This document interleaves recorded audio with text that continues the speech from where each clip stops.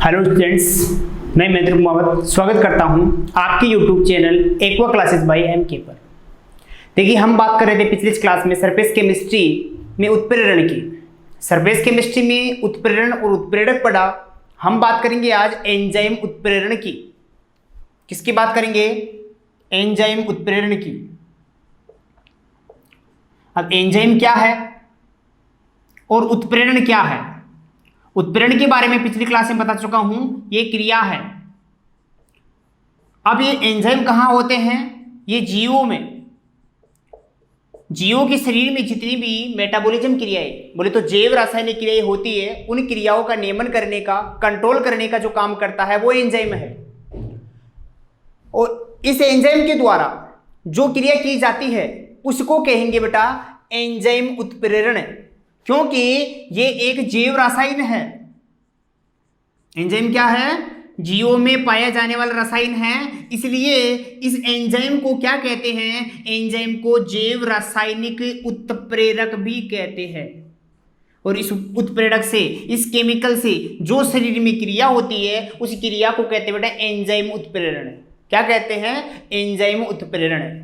Example द्वारा समझिएगा। देखिए, यूरिया को डिकम्पोज होने के लिए या वियोजित होने के, टूटने के लिए यहां पे एक एंजाइम की आवश्यकता पड़ती है जो होता है यूरेज। क्या होता है? यूरेज एंजाइम होता है। बात करते सेकेंड एग्जांपल की। जैसे कि माल्टोज नाम सुना होगा आपने। उस माल्टोज को आगे टूटने के लिए माल्टेज एंजाइम की आवश्यकता होती है। किसकी आवश्यकता होती है? माल्टेज एंजाइम की। जैसे यूरिया टूटकर क्या बनाएगा?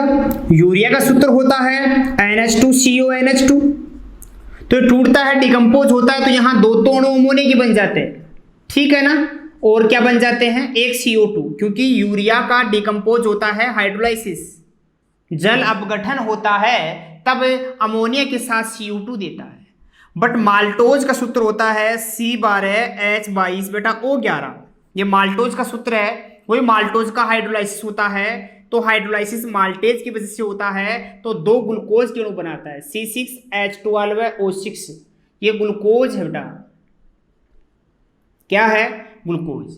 ग्लूकोज को भी अगर टूटना है C6H12O6 ग्लूकोज को भी टूटना है, वही जल अपघटन होना है, तो इसके लिए उसे क्या एंजाइम चाहिए होगा? जाइमेज चाहिए होगा। ये जाइमेज एंजाइम उसे तोड़ करे क्या बना लेगा? एथेनॉल। क्या बना लेगा? Ethanol plus CO2। Ethanol plus CO2 बना देगा। अब जाइमेज को तोड़ने के लिए इसी प्रकार एंजाइम चाहिए। वैसे ही स्टार्च होता है। अब स्टार्च का बेटा सूत्र होता है C6H10O5 की संख्या n, यानी ये इसकी यूनिट हो गई, स्टार्च की यूनिट हो गई C6H10O5। अब संख्या उसकी n ले ली, तो n यूनिट भाग लेती स्टार्च बनता है। स्टार्च का वही हाइड्रोलाइसिस होगा बेटा, तो हाइड्रोलाइसिस करने के लिए एमाइलेज एंजाइम चाहिए। क्या चाहिए? एमाइलेज एंजाइम चाहिए। अब ये एमाइलेज एंजाइम इसे तोड़ के कन्वर्ट करके अनेक यूनिट, संख्या नंबर ऑफ n ग्लूकोज बना देगा। क्या बना देगा? ग्लूकोज। ग्लूकोज का सूत्र C6H12O6 होता है। ठीक है? ऐसे ही बहुत सारे ये रासायनिक पदार्थ है, जैसे कि ये ग्लूकोज नाम हुआ, स्टार्च हुआ, यूरिया हुआ, माल्टोज हुआ। ये हमारी बॉडी में क्या किसी न किसी माध्यम से बाहर से लिए जाते हैं और टूट के एक दूसरे में कन्वर्ट होते हैं। इसे कन्वर्ट करने के लिए कौन काम करते हैं? ये रासायन काम करते हैं। ये रसायन जो है, ये रासायनिक क्या कहलाते हैं बेटा? एंजाइम कहलाते हैं। और एंजाइम जीवों में पाए जाते हैं, तो इस केमिकल को जैव रासायनिक कह सकते हैं। एज इट इज काम करते उत्प्रेरक की तरह, इसलिए इसका नाम पड़ गया जैव रासायनिक उत्प्रेरक नाम पड़ गया है। बात समझ पा रहे हो? दूसरी चीज, एंजाइम में कुछ विशेष गुण पाए जाते हैं। तो एंजाइम के गुण की बात करूं मैं, तो पहली चीज तो अति सूक्ष्म मात्रा में लेना पड़ता है।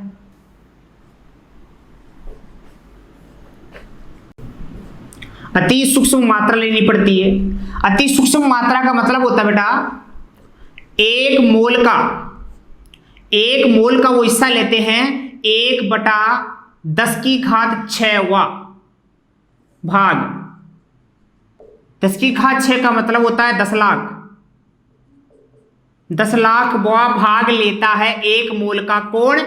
कोई भी कैटालाइज भाग लिया जा रहा है तो वहां कैटालाइज की तरह काम करने वाला कौन है? एंजाइम। तो हमारे शरीर में जो एंजाइम बनता है या काम आता है वो कितना सा काम आता है? 1 मोल का भी 1/10 लाखवां हिस्सा काम आता है। इतनी माइनर क्वांटिटी लेते हैं इसकी कि उस क्वांटिटी से भी वो उसकी जो क्रियाशीलता है, बोले तो प्रभाव, अति प्रभावी। अति प्रभावी का मतलब है फिर भी ये अभिक्रिया के वेग को बेटा 10 लाख गुना बढ़ा देता है। कितना बढ़ा देता है? 10 लाख गुना अभिक्रिया के वेग को ये बढ़ा देता है। अति प्रभावी का मतलब ये हुआ। नंबर 3, ये अपने आप में अति विशिष्ट होते हैं। अति विशिष्ट क्यों? क्योंकि इनकी क्रिया विशिष्ट होती है। क्रिया विशिष्ट होता है। क्रिया विशिष्ट का मतलब सीधा सा अर्थ समझे बेटा, प्रोटीन को तोड़ने के लिए रेनिन चाहिए। एंजाइम कौन सा चाहिए? रेनिन चाहिए। रेनिन कभी एब्सेंट है तो प्रोटीन को तोड़ने के लिए कौन जा सकता है? कोई नहीं जा सकता। रेनिन का काम ऐसा कोई नहीं है, अगर रेनिन नहीं है तो उसका कोई काम कर नहीं सकता। बोले तो कोई रिएक्शन नहीं होगी अगर रेनिन नहीं गया तो।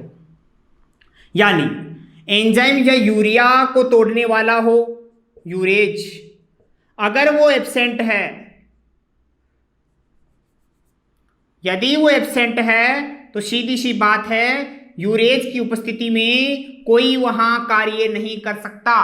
मतलब उसकी जगह कोई दूसरा नहीं ले सकता। इसलिए एंजाइम क्रिया विशिष्ट होते हैं।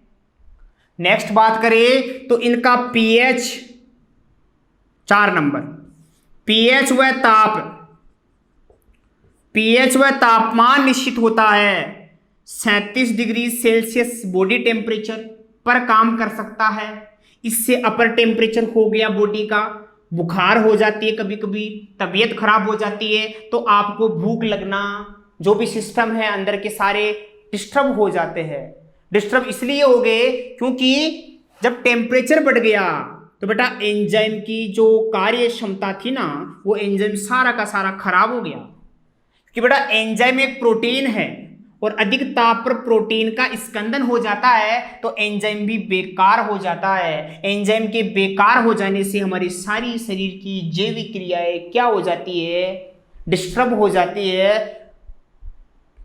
इनरेगुलर हो जाती है, खराब हो जाती है। इसकी वजह से एंजाइम जो काम कर रहा था वो 37 डिग्री के ऊपर नहीं कर पाएगा। बॉडी टेम्परेचर होता है, इसके साथ साथ पीएच भी फिक्स होता है। पीएच जैसे कि 7 पीएच है, उदासीन माध्यम जो है उस पर काम कर पाता है। कुछ क्षेत्र ऐसे भी हैं जहां अम्लीय माध्यम में एंजाइम काम करते हैं।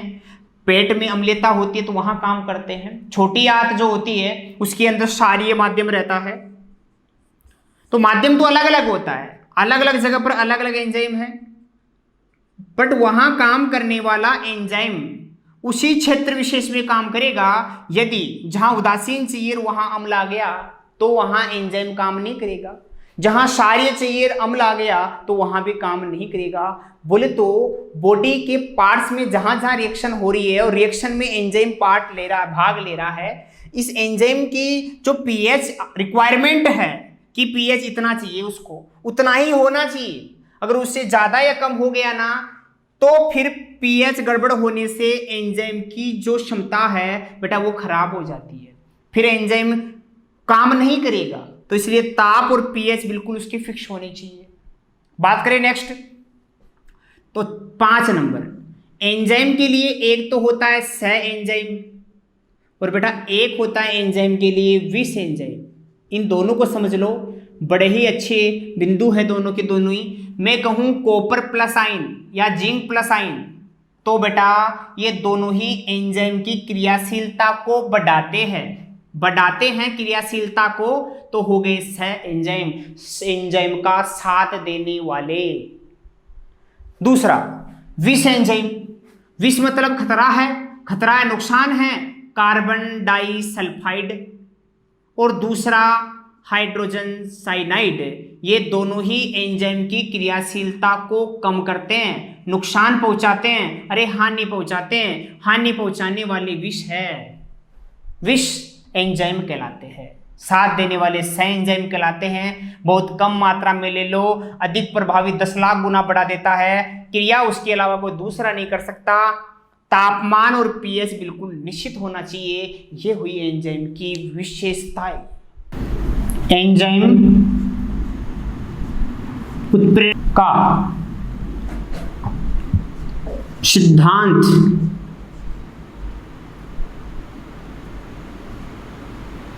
एंजाइम उत्प्रेरण का सिद्धांत किसने दिया? एमिल फिशर ने बताया कि एंजाइम किस प्रकार कार्य करता है और किस सिद्धांत पर कार्य करता है। तो सिद्धांत बेटा ताला चाबी सिद्धांत। क्या है? ताला चाबी सिद्धांत। जैसे ताला खोलने के लिए चाबी की आवश्यकता होती है, वैसे ही कहा जाता है कि शरीर में होने वाली जैविक क्रियाओं को पूर्ण करने के लिए चाबी की तरह काम करने वाला एंजाइम होता है बेटा। यानी एंजाइम जो है वो सबस्टेंस के साथ मिलेगा, क्रियाधर के साथ मिलेगा और एक कंपोनेंट ऐसा बनाएगा कि जिसकी एनर्जी बहुत ज्यादा होगी, जिसको मध्यवर्ती उत्पाद कह सकते हैं। क्या कह सकते हैं? मध्यवर्ती उत्पाद कह सकते हैं। मध्यवर्ती उत्पाद स्टेबल ना होने की वजह से, अस्थायी होने की वजह से ये अपना रूप बदल लेता है बेटा, और रूप बदल के एंजाइम प्रोडक्ट बन जाता है बेटा। ये एंजाइम सबस्टेंट है। सबस्टेंट का मतलब होता है क्रियाधर और ई का मतलब है एंजाइम।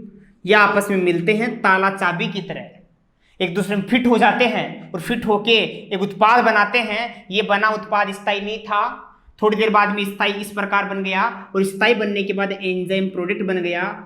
फिर भी स्थायी नहीं है, इसलिए एंजाइम अलग हो जाता है और प्रोडक्ट अलग हो जाता है। देखा, एंजाइम का बाल भी बाका नहीं हो बेटा, जैसा है वैसा है, और हमारे को जो उत्पाद चाहिए था बेटा वो उत्पाद बन जाता है। यही हमारा टारगेट होता है, हमें उत्पाद बनाना होता है। तो हमारे शरीर में स्टार्च होता है, हमें स्टार्च से एनर्जी चाहिए, बस कुछ नहीं। उस एनर्जी बदल के दे देगा वो, लास्ट में हमें तो उत्पाद बना देगा। एथेनॉल बनता बेटा, एथेनॉल के साथ ऊर्जा निकलती है, ठीक है ना। तो ऊर्जा वहां निकली, हमें ऊर्जा मिली, क्रिया संपन्न हो गई। तो यहां पे ये स्टार्च को तोड़ने वाला एंजाइम किस तरह कार्य कर रहा है? एक ताले में चाबी काम करती है, वैसे ही ये काम कर रहा है। इसलिए कौन सा सिद्धांत हो गया एंजाइम उत्प्रेरण का? ताला चाबी सिद्धांत हो गया, ठीक है। ये हुआ हमारा एंजाइम उत्प्रेरण कंप्लीट।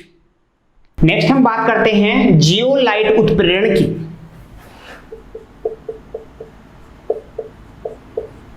जियोलाइट उत्प्रेरण की, ये भी एक क्रिया का नाम है, बट कौन कर रहा है इस समय? जियोलाइट।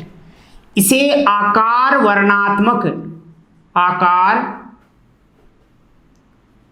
वर्णात्मक उत्प्रेरण भी कहते हैं। क्यों कहते हैं? क्योंकि बेटा जियोलाइट जो होता है ना, वो बना होता है एल्यूमिना सिलिकेट का। एल्यूमिना सिलिकेट मतलब हो गया Al2O3 होता है और SiO3 होता है, 2 होता है। ये सिलिकेट है, ये एल्यूमिना है, दोनों की 3D संरचना बनती है। 3D संरचना ऐसी, मधुमक्खी का छत्ता देखा है आपने? मधुमक्खी के छत्ते में जैसे चारों तरफ छिद्र होते हैं छोटे छोटे, हालांकि वो मधुमक्खी के छिद्र बड़े हैं जियोलाइट के कंपैरिजन में। तो अपने जियोलाइट के छिद्र तो इतने छोटे होते हैं कि उसमें केवल जैसे कि एक बाल जा सकता है उसके अंदर, इतने छोटे छिद्र। उसकी साइज होती है बेटा 260 से लेके 740 पिकोमीटर की साइज के छिद्र होते हैं। वो छिद्र जिसको भी अंदर ले लेंगे, वो लेंगे उसी को जिसका आकार इसकी शेप में होगा, इसलिए वो वर्ण करेंगे, आकार का चुनाव करेंगे। चुनाव जगह होता है, चुनाव जहां होता है बेटा उसे कहते हैं वर्ण करना। आकार का वर्ण करने वाली क्रिया हो रही है तो इसका नाम क्या पड़ गया? आकार वर्णात्मक उत्प्रेरण। काम क्या आता है? काम यह आता है कि अगर इसके ऊपर हम क्या डालें? कठोर जल डालें। अब कठोर का मतलब बेटा गाढ़ा नहीं होता है, कठोर का मतलब होता है कड़वा जल, जिसमें कैल्शियम और मैग्नीशियम के आयन है। ये डालने पर ये कैल्शियम मैग्नीशियम के आयन कणों के रूप में है। अभी इन कणों को कौन पकड़ लेते हैं? किस में फंस जाते हैं? इन छिद्रों के अंदर फंस जाते हैं। इनके अंदर फंस जाने से हमारा जो कठोर जल था वो बदल के हो गया मृदु। मृदु मतलब मीठा हो गया, पीने लायक हो गया। ये इस जियोलाइट की वजह से ही होता है, जियोलाइट की वजह से ही होता है। क्या है ये? जियोलाइट की वजह से होता है। जियोलाइट का सामान्य सूत्र जो होता है बेटा, सामान्य सूत्र वो होता है मेटल की संख्या बेटा n, मेटल होना जरूरी है। आगे AlO2 की संख्या x, SiO2 की संख्या y और इन सब की संख्या z। इसके अलावा यहां हमारे कुछ पार्टिकल्स जल के होते हैं, उन जल की संख्या हो सकता है कुछ भी हो, p हो सकता है, अदरवाइज को दूसरी हो सकती है, वो संख्या जल की होगी। बहुत सारे जियोलाइट बनाए गए हैं किसके? एल्युमिना सिलिकेट के। उसमें से सबसे ज्यादा प्रचलित है वो है परम्यूटेड। कौन सा है? परम्यूटेड। परम्यूटेड जियोलाइट का सूत्र होता है बेटा Na2Al2 Si2O8 और XH2O। ये एक जियोलाइट है, उस जियोलाइट में से एक जियोलाइट का नाम मैंने बताया परम्यूटेड है। इस परम्यूटेड का सूत्र ये होता है, आपको पूछा जाए बतलाना है आपको। दूसरी चीज, एक जियोलाइट होता है बेटा ZSM5। ये अभी फिलहाल 2020 की जो नीट एग्जाम हुआ है उसमें इसका क्वेश्चन आया है। अभी अभी आपके लिए क्वेश्चन था क्या काम करता है ZSM5, क्या काम करता है? तो आपको मैं बता दूं, ये एल्कोहल एथेनॉल है, एल्कोहल को पेट्रोल में बदलता है। पेट्रोल को बेटा गैसोलीन भी कहते हैं। क्या कहते हैं? गैसोलीन भी कहते हैं।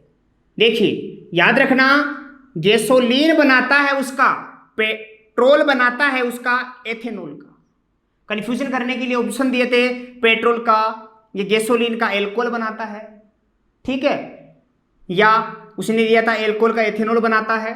बट आपको ध्यान रखना है कि एल्कोहल जो एथेनॉल है उस एथेनॉल का गैसोलीन बनाने का काम है ZSM5 का। ये अपने आप में एक जियोलाइट है जो अपने साइज, अपने छिद्रों की साइज के आकार के अनुसार किसी भी अशुद्धि को क्या करता है? खींचता है, क्या करता है? अंदर फिट कर लेता है। इसीलिए ये एक अधिशोषण सिद्धांत पर कार्य करता है। सीधी सी बात है, किसी भी परत की बात करें तो परत में गड्ढा इस प्रकार का हो गया। अब गड्ढा है चाहे कुछ भी है, परंतु है तो पृष्ठ ही ना उसका, और पृष्ठ पर कोई भी चीज चिपकती है तो आपको मैंने पिछले वाले लेक्चर में बताया था भी सतह पर किसी चीज का चिपकना क्या कहलाता है? अधिशोषण कहलाता है। तो हुई घटना अधिशोषण की। तो इसीलिए आपको प्रश्न पूछा जाए कि जियोलाइट उत्प्रेरण किस सिद्धांत पर कार्य करता है, तो आपका उत्तर होगा अधिशोषण सिद्धांत पर। अधिशोषण सिद्धांत पर कार्य करता है। अधिशोषण सिद्धांत पर कार्य करने वाला जियोलाइट उत्प्रेरण है। ठीक है, तो ये था उत्प्रेरण का लास्ट बिंदु।